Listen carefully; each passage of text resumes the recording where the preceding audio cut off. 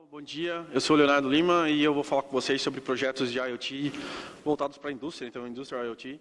E antes de mais nada, quem fizer a pergunta mais relevante ou mais legal, no fim ganha um livro de Effective Java. É bom para quem programa em Java, quem não programa em Java não vai ter tanto valor, mas é um giveaway para a pergunta mais legal.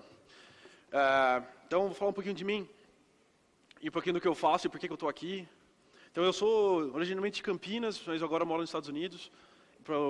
Pela minha empresa, a V2Com. Eu trabalho já na empresa há 13 anos. A gente começou fazendo essa história de IoT, desde que era machine to machine, o que era várias siglas para trás. A gente está trabalhando com esse tipo de projeto.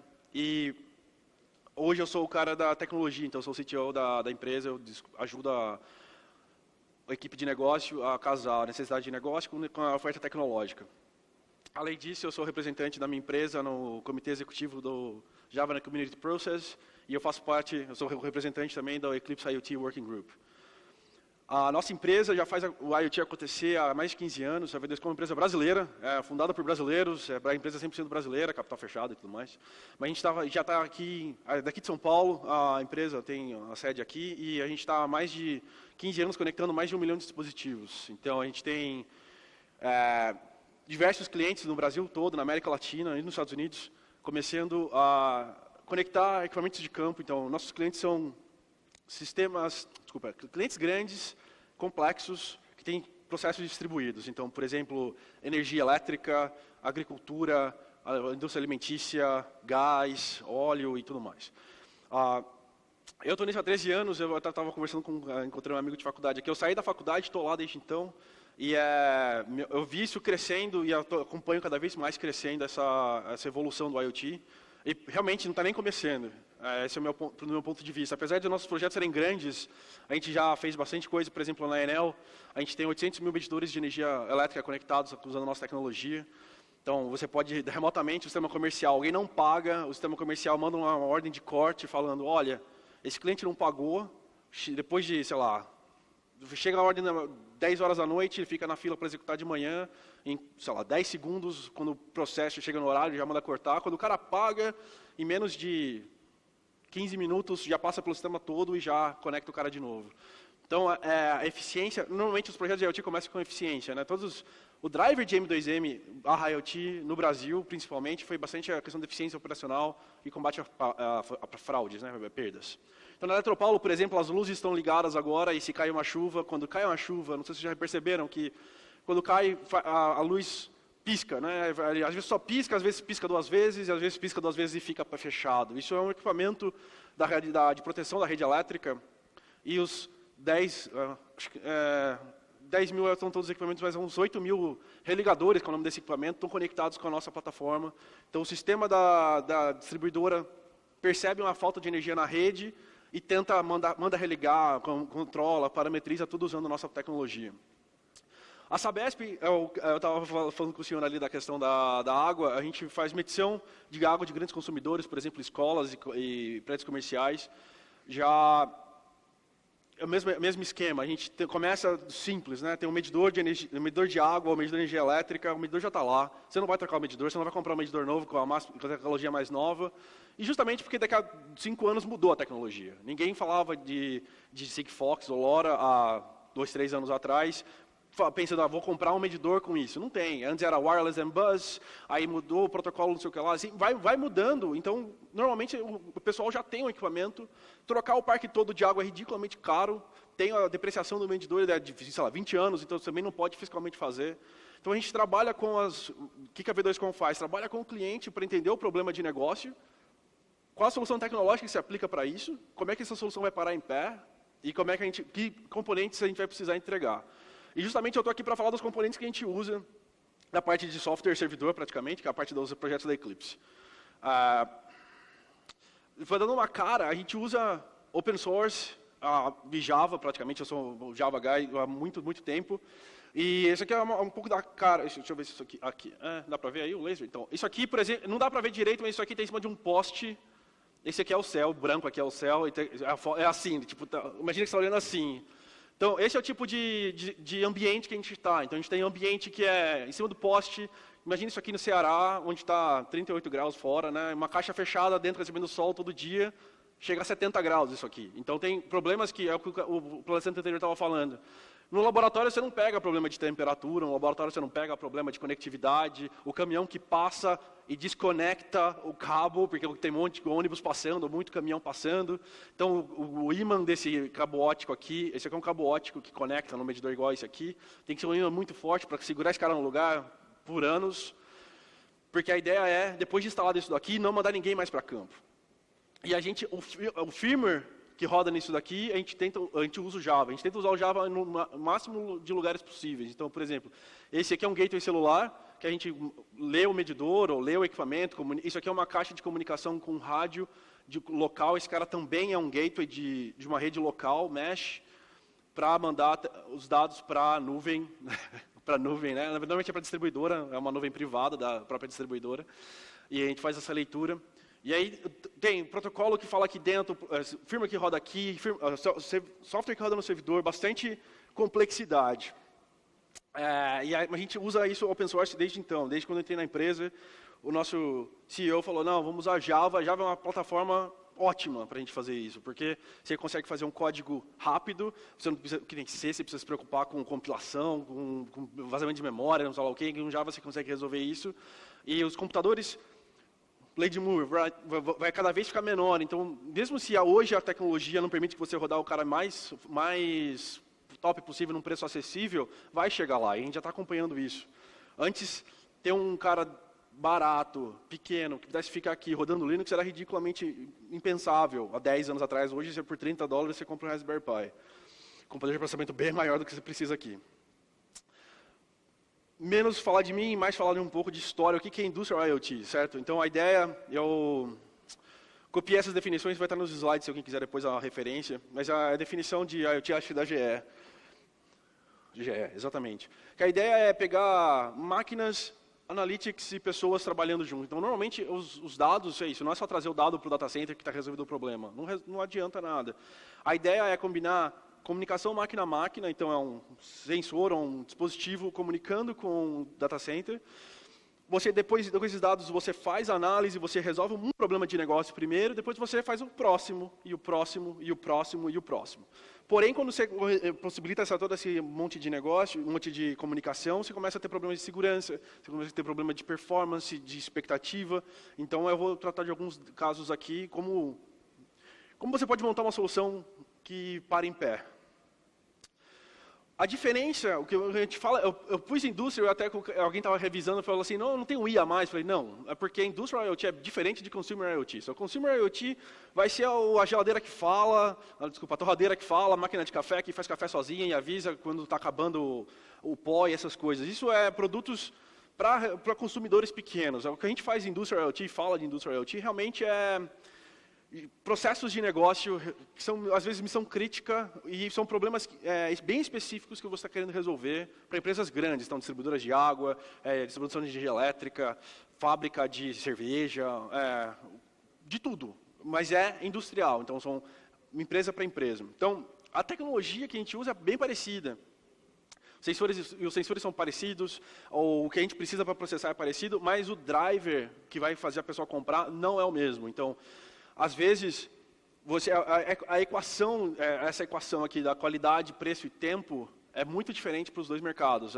No Industrial IoT, você precisa ter muito mais qualidade e que dure, e o preço pode ser mais caro. Melhor do que, mas você não vai pagar, sei lá, R$1.000 por um Apple Watch que vai durar 10 anos. Porque isso aqui não nos interessa, daqui a 10 anos eu já não quero mais. Então, é diferente o driver, e é isso que é bastante importante ter na cabeça. Um dos pilares de negócio, desculpa, é justamente... Opa, aqui. Eu gostei do negocinho que o cara estava apresentando. Se ele estiver na sala depois, ele faz zoom e botão, é legal, né? Essa equação aqui é bastante diferente para quando a gente tem essas duas visões. Dando 2 passos para trás, e por que eu estou fazendo essa palestra? Justamente para apresentar que, no começo, quando você vai começar com a IoT, você põe no Google, puta, o que eu preciso fazer para a IoT? Aí você, puta, é simples, tem como ser um desenvolvedor de IoT, tipo, 6 dicas. Aí vai falar, aprenda JavaScript ou Python. Eu falo, putz, eu não sei nem JavaScript nem Python, e me considero um desenvolvedor de IoT faz 15 anos. Raspberry Pi, beleza, é bom para você brincar, mas ninguém vai montar um negócio em cima do Raspberry Pi. Você não vai comprar o Raspberry Pi para pôr lá no campo e esperar que ele dure 3 anos, porque ele não foi feito para isso. Ele foi feito para ser um computador pequeno, educacional. Então, acha uma comunidade. E isso é verdade, você tem que achar uma comunidade. Então, parece simples, você acha bastante exemplo de como começar, mas você vai achar 2 coisas. Que é super simples, você vai pôr a mão, e aí você vai falar, nossa, eu sei tudo, mas aí você vai começar a ter os seus problemas, e aí você depois vai falar, puta, que bosta. Então, desculpa, eu não posso falar essas coisas. Pô, que saco, não funciona, não é bem assim. Vou para campo, quebra, vou para campo, queima, vou para campo, o pessoal chuta. O que o outro apresentador estava falando, tipo, a pessoa esbarra, não está preparada para tratar com aquilo e tudo mais. Então, é bem difícil, principalmente quando você está falando de industrial IoT. E, por exemplo, que são os exemplos de quando você está pensando em IoT, você tem que pensar em muita coisa que, quando você está começando, você não está pensando nisso. Qual o protocolo de comunicação que você vai ter que usar? Você vai ter que usar tanto para falar com o equipamento que está em campo, quanto o que vai mandar para o servidor. Você vai usar o quê? Rede celular, você vai usar rede proprietária Wi-Fi, você vai ligar no Wi-Fi da empresa que vai estar lá ou não, você vai montar sua própria infraestrutura. Como é que você vai atualizar o software? Porque, não sei, o desenvolvedor de software faz bug, é uma fábrica de bug. Eu sou uma fábrica de bug que eu tenho que corrigir. Não é difícil, muito difícil, você não fazer um produto que vai para campo e você não tem como atualizar esse cara. Até a Google anunciou agora o Android Things 1.0. O que eles fazem para você é a atualização garantida de segurança, porque software tem bug, às vezes o bug abre um problema de segurança. Então, como é que você vai resolver isso? Você precisa atualizar suas coisas, você precisa pensar nisso. Quando você está desenvolvendo, você não pensa nisso. Isso é bem depois. Custo de comunicação. Então, você vai mandar a leitura por celular. Quanto custa 1 megabyte para mandar? Você vai mandar leitura a cada 1 minuto, você vai mandar leitura a cada 15 minutos ou a cada 6 horas. Isso vai gerar uma conta, você quer mais segurança, vai ser mais dado para... a gestão do dia a dia. É muito dado, como é que você vai gerenciar isso daí? Como é que você vai manter o servidor rodando? Então, são muitas questões que a gente trabalha e são praticamente infinitos. Então, essa imagem vai voltar aqui de novo, mas é um exemplo de como você poderia pensar na arquitetura de IoT, certo? Tem a sua plataforma na nuvem vai ter praticamente sempre conectividade, roteamento de mensagens, aplicações que vão rodar depois com os dados que você quer, gestão do dispositivo, então registro e gestão do dispositivo e gerenciamento dos dados. Parece super simples, né? Mas eu vou pegar um exemplo que não está aí, que é segurança. Só a segurança, isso aqui é da Industrial Internet Consortium, que são os pontos de ataque que alguém pode fazer no equipamento. Então, você tem que endereçar o hardware, você tem que endereçar o kernel, os containers de aplicação, onde o ponto vai, onde o dado chega, como é que você vai monitorar e analisar configuração, você pode ter gente atacando você pela configuração, como é que você vai gerenciar o modelo de segurança. Então, qualquer aspecto que você pegar de IoT, você vai afundar cada vez mais. Por isso que não dá para fazer as coisas sozinho. Então, achar uma comunidade, como dava naquele exemplo lá, é muito importante, porque vai te dar uma expansão de conhecimento muito rápida.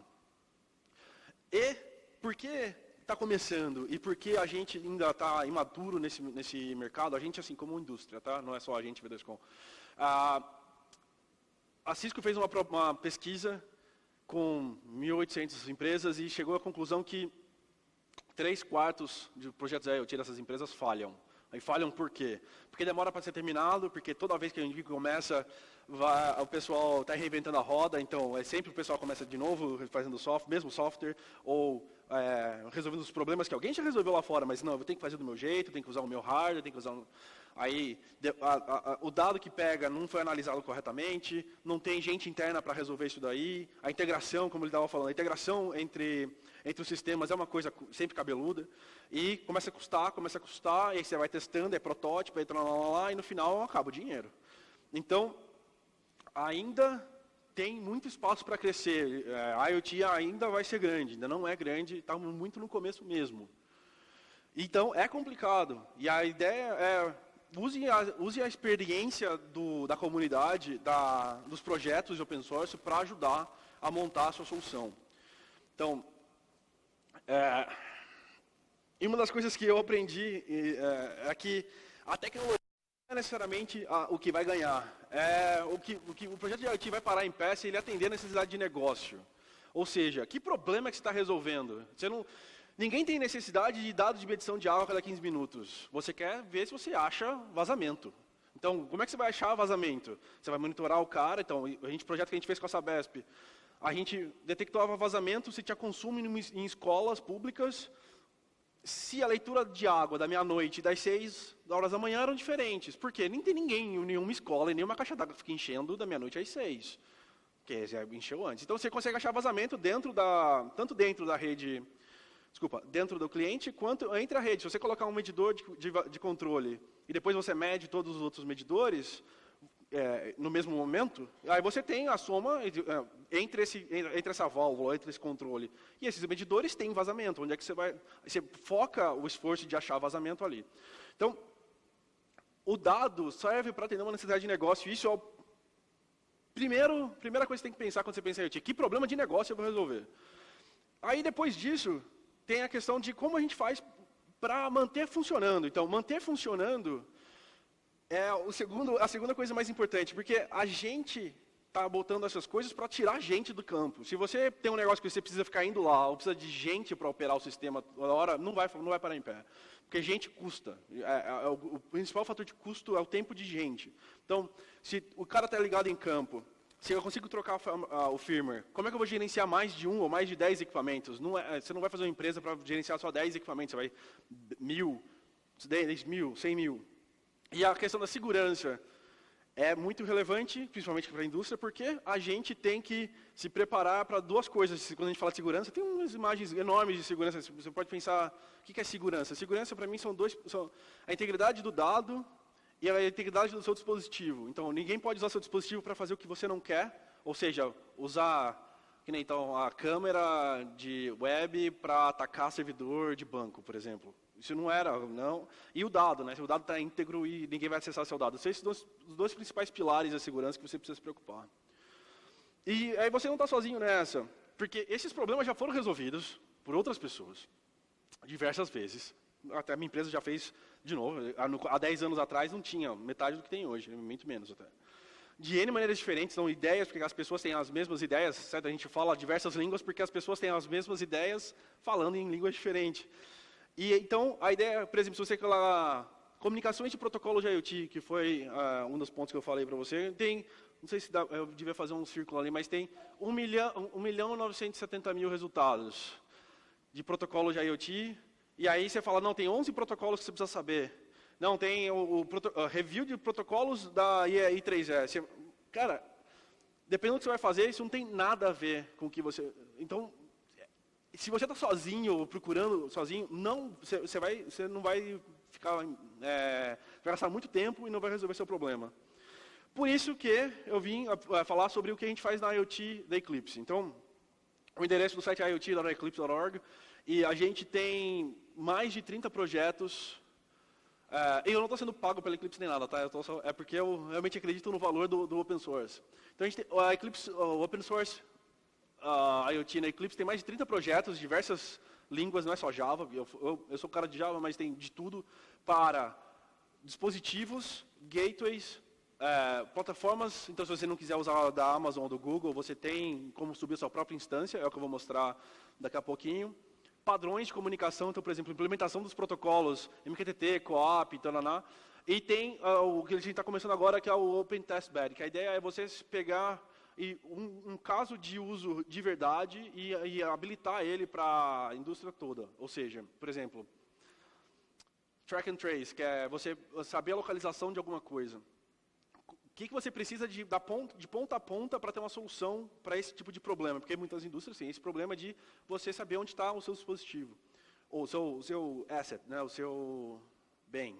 É que bem é uma palavra feia.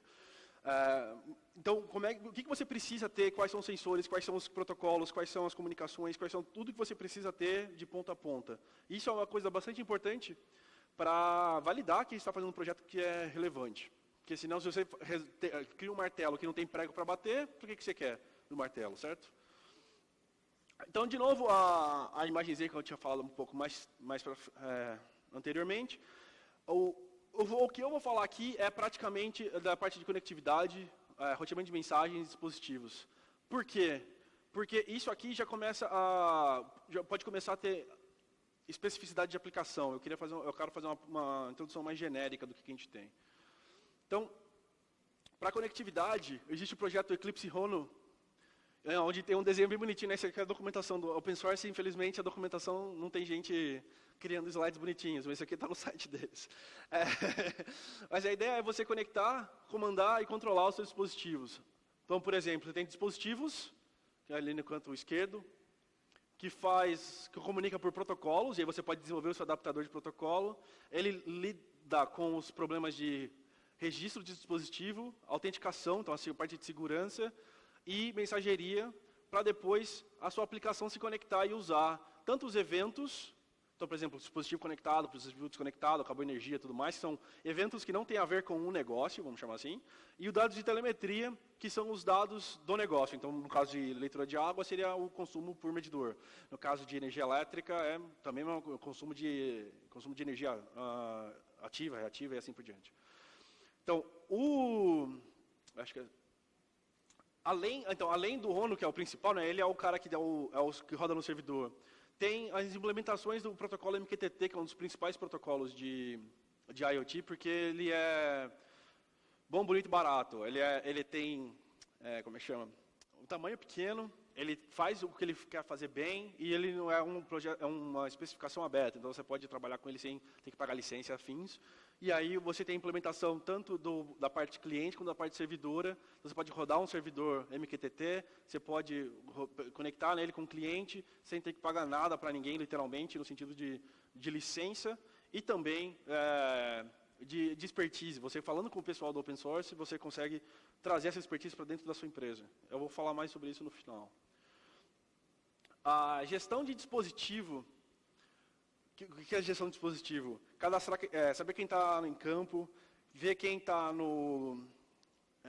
ligado agora, quem não está, gestão da configuração, ficou bem pequeno, mas são esses itens que estão aqui nesses menus aqui.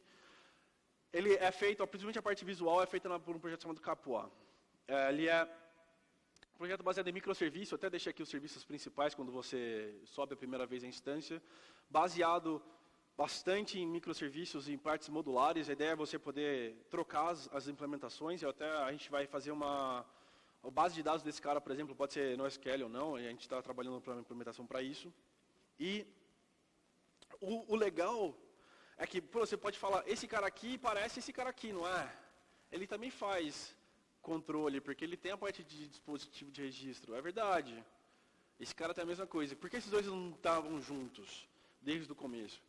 Porque pessoas resolvem os mesmos problemas de formas diferentes. Isso não é uma coisa ruim. É só uma coisa que você precisa avaliar. Quando você está avaliando as tecnologias, você tem que ver, poxa, eu quero usar A, eu quero usar B, eu uso A com B, como é que eu posso integrar os dois e assim por diante. Então, vem de empresas diferentes, as empresas estão cada vez mais vindo para projetos open source, a minha empresa também, a gente começou na Eclipse agora em janeiro, a gente era muito mais fechado, a gente vem abrindo no sentido de que participando mais e mais da comunidade open source, porque o valor é muito grande que você consegue extrair com o conhecimento de todo mundo, é muito, muito importante. Eu não consigo contratar a quantidade de gente que tem trabalhando e minha contribuição vale bastante para a comunidade também. O que eu trago de caso de uso, o que eu trago de experiência, das minhas experiências, ajuda eles também eu falo eles, parênteses. Um dos jeitos de contribuir com open source não é com código-fonte, é normalmente o que as pessoas pensam quando pensam em contribuição. Mas tem outros milhares de jeitos de fazer isso. Eu faço quase nenhum código que publico lá, mas eu publico com caso de uso, com documentação, validação, tradução de inglês para português. Qualquer ajudinha é uma contribuição relevante para o mundo do open source. Eu não sou um contribuidor no sentido de que eu não tenho nenhum privilégio dentro desses projetos, porém, eu trago minha experiência e trago minha bagagem de 13 anos fazendo esse tipo de coisa, para fazer isso aqui eu acho que faz sentido, isso aqui eu acho que não faz sentido, muda o pensamento de todo mundo. Então, não vou pular ainda. Então, a parte de gestão de dispositivo tem o Eclipse Capuá para fazer essa gestão.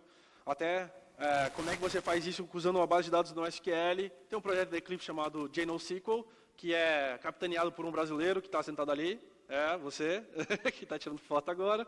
Ele é uma abstração de base no SQL para você conectar usando a Java, né, API simples para Java. Por quê? IoT implica em Big Data. Você não pode pensar em IoT se não pensar em um monte de dados. Mesmo que você seja super eficiente na ponta e consiga fazer todos os seus cálculos, você vai precisar de guardar muito mais dados do que você guardava antes. As distribuidoras de energia elétrica, por exemplo, eram acostumadas a uma leitura por mês. Uma leitura, um número. A distribuidora de água também é um número, é o hidrômetro que te mostra lá, é aquele número. Agora você está falando de sair de um mês para 15 minutos. É muito mais dado. Então, implica em Big Data, implica em depois usar esses dados como para alguma coisa relevante. Então, detecção de fraude, prever consumo, achar vazamento, por exemplo. Você vai ter que fazer data crunching, né? Você vai precisar processar esses dados. Então, normalmente isso é feito em base de dados no SQL e o projeto JNoSQL é um projeto bastante relevante da Eclipse para ficar mais fácil a vida do programador que está fazendo isso. Eu falei bastante dos projetos do servidor. Esse cara, como bônus aqui, é porque pro dispositivo, então no Gateway, esse projeto é bem mais maduro e é bem interessante, chama Eclipse Cura. Ele é a mesma vibe daquela outra imagem, só que rodando no equipamento. Ou seja, a parte de conectividade, roteamento de serviços, abstração do hardware, como comunicar e como gerenciar remotamente, está tudo já embutido já aqui, e esse cara fala com o outro, então você já tem uma solução de gestão praticamente pronta, sem ter que reinventar a roda. Você não precisa pensar como é que eu vou conectar o meu dispositivo, ele vai passar qual protocolo, aí depois disso como é que eu vou mostrar na tela para o cliente, como é que eu vou operar isso daí, como é que eu vou saber se ele está ligado ou não, vou ficar ligando, oi, você está ligado, você pode ver se o LED está aceso. Já tem todo o arcabouço de servidor e dispositivo nos projetos da Eclipse. Juntando tudo isso, ou seja, eu falei nominalmente de poucos projetos, tem outros projetos de protocolo. Chegou um projeto antes de ontem chamado TAHU, eu acho, TAHU, para falar, por exemplo, com sistemas de escada, sistemas de controles industriais. Cada vez mais está vindo a Nokia, trouxe outro projeto, as empresas estão migrando para isso daí. Então, juntando tudo isso, para o IoT dar certo, então, esse conhecimento todo está lá, e o que eu consigo destilar disso? Pense em escala desde cedo, onde pensar em escala não é Netflix, eu vou ter 1 bilhão de consumidores ou 10 milhões de consumidores, eu preciso ter servidor, blá, blá, blá, blá, uma arquitetura super complicada, blá, blá. Não, mas você precisa pensar que você não vai fazer só 1 ou 10 dispositivos, você vai fazer mais 100, depois como é que você vai escalar para 1.000, como é que você vai escalar para 10 mil, você não precisa fazer, mas tem que estar planejado.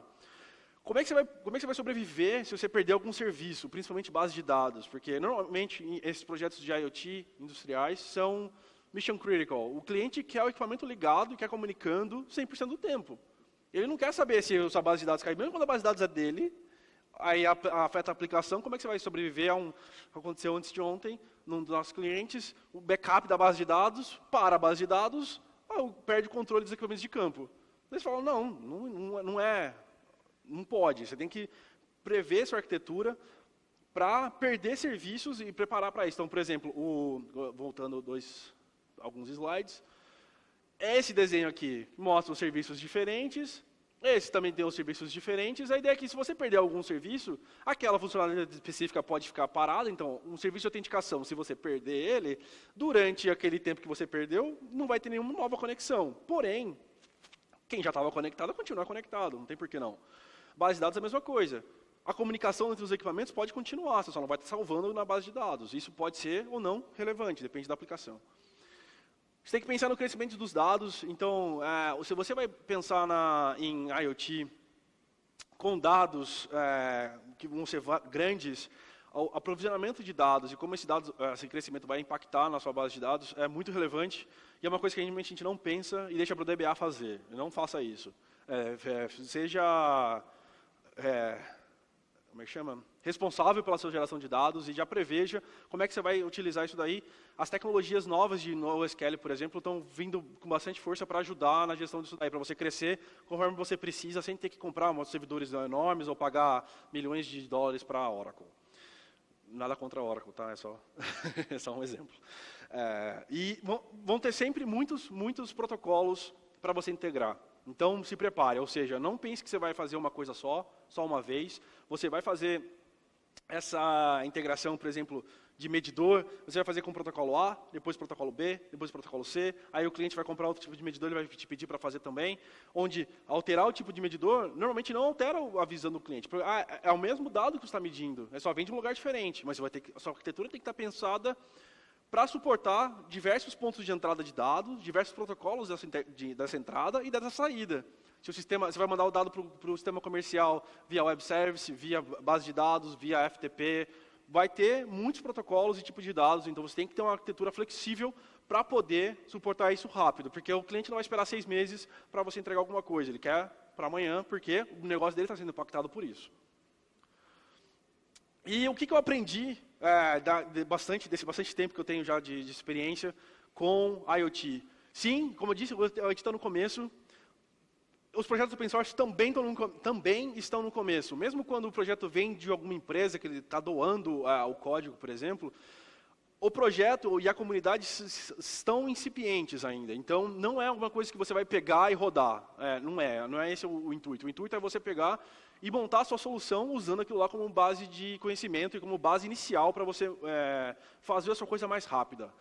E é um sonho de todo mundo, tem até uma charge, eu esqueci de colocar a charge da falta de padrões. Tipo, nunca vai ter padrão para IoT. Não adianta falar que não, o Sigfox vai dominar a comunicação, ou o LoRa, sempre vai ter N protocolos, N serviços diferentes para fazer a mesma coisa. A gente não conseguiu resolver a linguagem que a gente fala, tentaram com o Esperanto, não sei se vocês sabem, tem a linguagem Esperanto, tentaram por N motivos, um deles bastante cultural, nunca pegou. A mesma coisa com IoT, vai ter infinitos protocolos para resolver o mesmo problema. Então, não ache que você vai ter uma solução simples, pense simples, mas a solução em si não vai ser tão simples. Você vai ter uma arquitetura complexa depois embaixo para você gerenciar. E não fica parado e fala assim, se eu esperar 2 anos, vão resolver isso para mim. 3 anos. Eu estou nisso há 13 anos, ninguém resolveu e ainda não vão resolver. Então,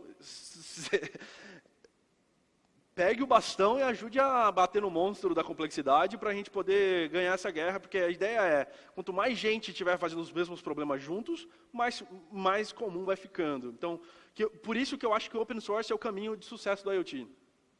Então, mesmo fora da IoT, a migração de open source está acontecendo bastante. Por exemplo, a Microsoft, que, sei lá, 10 anos atrás, ninguém pensaria que a Microsoft daria código-fonte para ninguém. Tem uma conta enorme no GitHub, por exemplo. A migração para open source está acontecendo também nas empresas, então, porque o código-fonte é só parte do caminho para você montar a solução. No caso de IoT, por exemplo, a parte de hardware é muito relevante. Se o hardware é confiável, se o hardware vai aguentar as condições de campo, como é que você vai fazer a integração depois. Só o código-fonte ele é relevante, mas ele não vai ganhar o jogo para você. A experiência dos outros projetos, mesmo em áreas diferentes, então, eu falo que faz 13 anos que eu faço a mesma coisa, apesar de trabalhar com N clientes diferentes. É sempre pegar dado de um lugar e entregar para o outro, certo? Não é nada demais, parece super simples. E aí, mas você fica viciado. Eu trabalhei com clientes de energia elétrica por muito tempo, e aí você começa a pensar sempre só com o modelo. Não, você tem que, olhando os outros em volta, você consegue ter ideias novas para os seus próprios projetos também. Então, isso eu acho que ajuda a fazer essa abertura de mente muito mais fácil no open source do que com um projeto fechado. E o modelo de negócio, obviamente, é importante. Então, para você ter sucesso em IoT, você precisa ter um modelo de negócio que faz sentido. Então, você vai vender uma caixinha só, você vai vender só o serviço, você vai vender a caixinha com o serviço. Isso é bastante relevante, é um assunto para uma outra conferência, eu acho, até uma outra apresentação. Mas o modelo de negócio de IoT é algo que falta para muita gente. E aí, como é que eu acho que vocês podem se engajar na parte do open source? Eu falei um pouco durante a apresentação, eu acho que O open source vai te abrir os olhos para novos aspectos. Por exemplo, quando eu comecei no Java Community Process, a maioria das conversas era de propriedade intelectual. Porque open source, tipo, de quem é o dono daquilo lá, como é que você pode usar aquilo ou deixar de usar, que licença que você vai usar. Putz, eu nem pensava nesse tipo de coisa. Eu pegava, tá na internet, é meu. Não é assim. Não é assim. Casos de usos diferentes. Putz, eu pensava, no meu jeito é o melhor jeito. Aí você bate no negócio do lado, que é a mesma coisa, o cara fez mais eficiente. Fala, caraca, velho, como é que eu não pensei nisso antes? Experiência de graça, onde de graça, pode ser de graça de dinheiro, mas é uma experiência que você consegue adquirir muito rápido, sem ter que gastar tempo, que eu acho que é o principal problema, tendo essas experiências de novo. Você não precisa, pela milionésima vez, construir um gateway do zero, o software do zero, para perceber que você tem um protocolo muito verboso e você vai gastar R$200 por mês só na conta, mandando uma foto por exemplo, você poderia fazer o medidor, tirar uma foto do medidor e mandar a foto, você vai integrar o medidor. Você tira uma foto e manda a foto. A foto tem, sei lá, 1 mega. O que você precisa mesmo, que é o número, tem, sei lá, 2 bytes. E mais timestamp, né? Então, 4 bytes. Porra, velho, não vai fazer uma coisa super complicada, só porque dá para fazer, porque a tecnologia permite. E aí, quando você tem outras pessoas resolvendo o problema, você tem essa experiência para você. Então, e o modelo de governança da parte de propriedade intelectual, por exemplo, é bastante relevante. Como é que você gerencia o seu código, como é que você contribui, como é que você cresce o envolvimento. Eu acho que é bastante legal. É um modelo, é uma coisa que eu estou fazendo agora mais ainda. Quanto mais eu me envolvo, mais eu sou puxado para dentro, né? Então,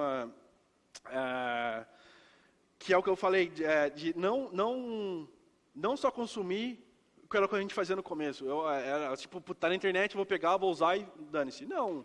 Só fazer isso é quase um roubo. Porque a pessoa faz isso não é porque ela é legal. É porque a ideia é que juntos faremos melhor. Onde juntos faremos melhor cada um vai fazer a sua parte melhor por estar junto. E colaborar não é só código-fonte. Eu ainda não tenho nenhum commit meu em projeto open source, eu acho, de código. Tem? Mas pouco. O que eu faço mais é fazer palestra, documentação, tradução, casos de uso. Eu faço bastante contribuição de outros jeitos. Eu sugiro que quem tem essa vontade de participar e acha, putz, é muito complicado, os caras são difíceis de lidar, tem regras de... O The Eclipse Collections, que é um outro projeto que tem nada a ver com isso, mas é que a gente usa também, e eu sou um colaborador, eles usam os colchetes em lugares diferentes lá, não sei, quando você faz um if, eles põem na linha e eu ponho aqui, eu fico discutindo com eles, que porra, não precisa fazer código, você pode fazer um negócio mais simples, documentação, palestra, só criar awareness, né, tipo, publicidade, eu acho que é bastante relevante. E para quem está desenvolvendo, isso é muito bom, é um bom pagamento. Você não precisa dar dinheiro para o cara não quer dinheiro. Se ele está fazendo open source, ele não quer só dinheiro. O que me traz para vocês têm algumas dúvidas. Eu espero, até porque eu quero dar o livro para vocês. Mas eu falei bastante coisa, talvez até muito mais rápido do que eu deveria. E eu estou aqui para responder qualquer pergunta que vocês tiverem. Quiserem mais detalhes de como funciona alguma coisa, estou por aqui.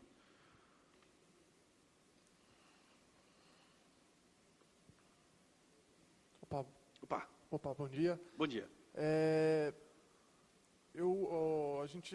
Onde eu trabalho, a gente atua com uma empresa global, trabalha com sistemas, não trabalha com open source. Não relacionado ao open source, mas a parte de segurança, a gente tem visto assim que os clientes lá fora, eles já têm implantado alguns requisitos relacionados à segurança de dados, né? Sim. Tanta questão de roubar dados e tal. Uhum. Aqui no Brasil, os clientes que a gente atua não tem esse requisito ainda, né? É verdade. E a gente percebe que, pelo menos, não está tendo essa discussão ainda. Você acha que esse tipo de discussão pode, de alguma forma, afetar a questão de open source? Não. Ou se, ao contrário. Como é que está aqui esse eu cenário? acho que aqui? não. Eu acho que são dois pontos linearmente independentes. Eu acho que a questão da segurança do dado... eu não vou repetir a pergunta, vocês já ouviram, mas a questão da segurança de dados é uma coisa... E o open source, eu acho que até ajuda a ter mais segurança, porque aí você realmente consegue ver o que está sendo feito. Se você comprar uma caixa, um código fonte, um produto caixa fechada, ele vai ter vulnerabilidades que você não pode depois consertar se você achar.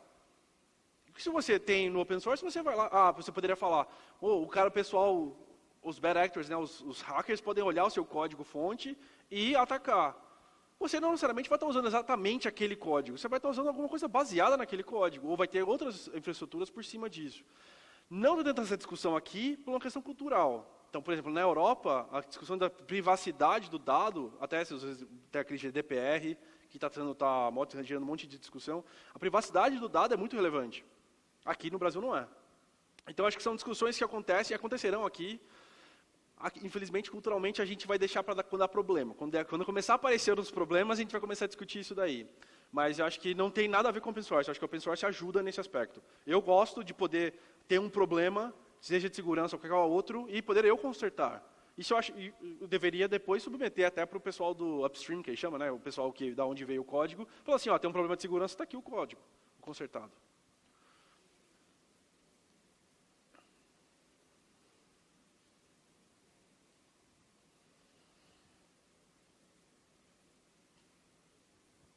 Olá, Leonardo. Eu trabalho na área bancária e você disse que já tem 13 anos de experiência e tal, já passou por muitos casos diferentes. Você já trabalhou ou conhece ou já ouviu falar casos de sucesso ou também de insucessos na área bancária? Eu tenho dois pontos. A área bancária é a área que empurra bastante a questão de segurança. Então, a gente já flertou com a área bancária 2 vezes. Uma para a integração de POS e afins, para poder fazer em ponto de venda, para poder fazer integração bancária.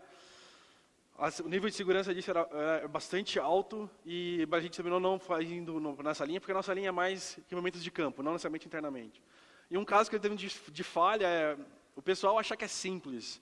E aí fizeram automação de ATMs, de caixa eletrônico, e liga o modem lá e vai estar conectado no 3G. Não é assim. Aí não fica em pé, o negócio não fica conectado porque o modem trava, a rede celular cai.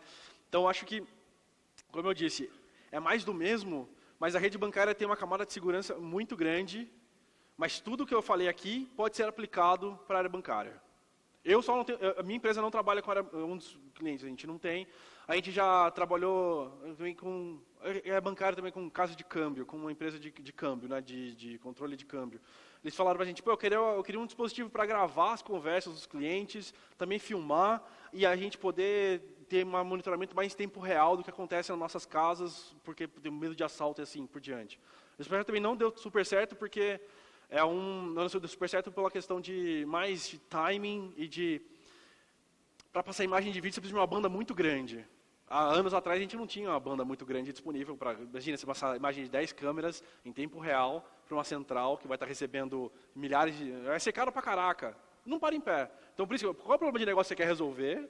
Quanto é que custa a coisa alternativa? Então é mais barato de segurança ficar lá do lado do que montar uma infraestrutura enorme para receber as câmeras. Então, eu já tive casos mais de falha do que de sucesso em rede bancária. Eu acho que as indústrias movem em tempos diferentes. A indústria da energia elétrica moveu bem mais rápido do que a indústria de água, por exemplo. A indústria de gás também estava super atrasada. E, por N questões, né? Uma das questões é porque na água você normalmente não tem tomada do lado. E na eletricidade você está medindo a eletricidade, né?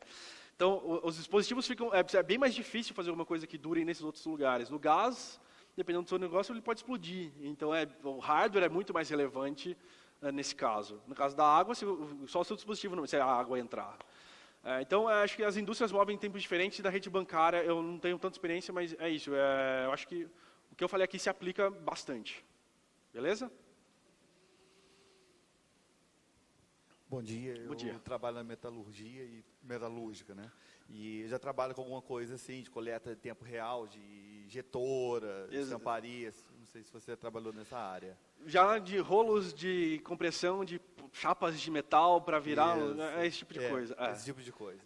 E lá a gente trabalha, assim, a gente não tem um equipamento. Geralmente as máquinas mais modernas agora já vem embutido com equipamento. Algum lugar para você conectar alguma coisa. Ou o pessoal da elétrica gosta de mexer CLP e fala, não, vamos usar CLP. Beleza. Só que a gente tem um problema lá, é o seguinte, a gente usa a rede interna, protocolo normal de comunicação, um ambiente fechado. Só que a gente tem problemas de quedas, de servidores, essas coisas. A gente tem uma solução lá para poder não perder o dado, porque a gente mede água, mede energia, essas coisas todas. O que você, nos seus projetos, está trabalhando assim, quando você tem um equipamento lá na ponta e está medindo, mas perdeu a comunicação com o mundo externo, vamos colocar assim, com a nuvem. O que vocês estão trabalhando nisso daí? Deixa eu voltar alguns slides aqui. Se acabar o tempo, a gente pode continuar depois, mas... Acho que vou pegar esse aqui mesmo. Oh, caramba. Esse aqui mesmo. Quando tem esse data management, quando a gente está falando de dispositivo, inclui persistência. Então, a gente sempre tem a persistência local primeiro. Nossos dispositivos sempre têm alguma memória. Então, deixa eu voltar para a fotinho dele. Então, não tem muito para onde ir. Então, esses carinhas aqui, eles falam na rede celular. Até por questão, por exemplo, para um projeto de água, eu tinha que ter uma bateria de 5 anos. Pensa um equipamento que tem que ter 5 anos de bateria para falar na rede celular. Quanto tempo demora o seu celular? Um dia acaba. Então, você não pode ficar comunicando toda hora. Então, você tem que ser super baixo consumo, lê a cada 15 minutos, acumula, acorda, transmite, dorme de novo, acumula. E esse transmite 2 vezes por dia. Porque a comunicação celular é a coisa mais cara, falando de energia, de um projeto de IoT para isso, tipo de caso. Então... por exemplo, no Eclipse Cura, que é o do Gateway que eu tinha mostrado aqui, difícil com isso aqui, vamos lá. Aqui. Então, por exemplo, aqui você pode ver DB Services. Ele justamente é para você gerenciar os seus dados e você armazenar ele, e depois com a parte de conectividade, que é o Data Services. É justamente para você depois dar vazão para isso daí. Então, se vocês estão desenvolvendo o gateway de vocês, por exemplo, o cara que está lá na ponta, esse cara aqui é um ótimo ponto para começar. É um projeto que está na versão 3.2, é um projeto já relevante. Tem como você começar, por exemplo, com o Raspberry Pi para pôr a mão. E depois você pode fazer seus protocolos e sua aplicação rodando em cima. E tem uma parte web bonitinha para você configurar. É bem legal isso aqui para quem está fazendo gateway. Eu só não sei se tem tempo. Dá tempo de fazer uma pergunta? 1 minuto, então ele também tem uma pergunta. Sobre sistemas embarcados, lá no início, lá atrás, era muito específico, eu trabalhei na área de indústria, muito específico. Hoje o pessoal já começa a falar em microkernel, essas coisas assim, que hoje você está trabalhando, você vê como... Os nossos sistemas, a parte do embarcado mesmo, essa parte de sistema operacional aqui, por exemplo, que aqui está falando container e tudo mais, a mesma ideia está migrando para o embarcado. Então você tem... até, se eu pegar essa imagem aqui, também, até que ele está falando aqui, tem o Guest OS, que pode ter aplicações, tem kernel, tem containers. Então, sim, isso é a ideia, a mesma coisa que a gente está tendo no servidor, está migrando para o embarcado. Entrando nos nossos, a gente está rodando Linux embaixo mesmo, com a plataforma em cima, que a gente desenvolveu, que até a gente está estudando como é que a gente vai fazer o open source disso. Se a gente vai fazer um merge com o Cura, se a gente vai fazer um projeto novo, porque quando você quer contribuir, você tem que ver qual é o melhor jeito de contribuir. Mas a ideia é que esse container aqui, por exemplo, em Java, poderia ser um monte de aplicações Java diferentes. Então, a ideia é sim está migrando. Obrigado, Leonardo. Quem vai ficar com o livro, então? Não, tem mais uma pergunta, talvez? Não? É rápida? A gente fala depois? Beleza. Eu gostei da pergunta de segurança, para ser sincero. É o primeiro que perguntou. Valeu. Se você não se interessar, aí você pode contribuir para os outros colegas. Obrigado, gente. É isso. Boa tarde. Espero que tenham gostado.